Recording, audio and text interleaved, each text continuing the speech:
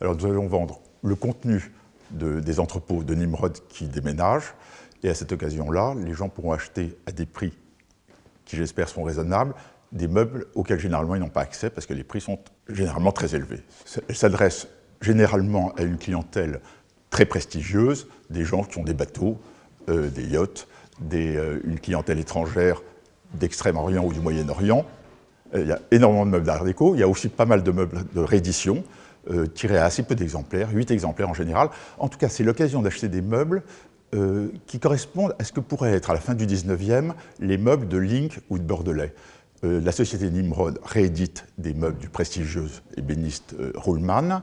Alors pour les meubles de réédition, ce sont des meubles qui sont tellement rares sur le marché qu'ils prendront de plus en plus de valeur parce qu'ils sont exécutés avec une qualité exceptionnelle.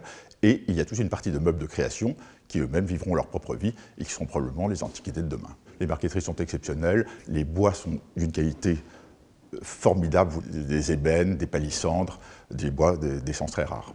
Pas mal d'objets en fer, soit dans le goût de Brandt, soit tout simplement imaginés par Patrick Gagesh et avec beaucoup de brio.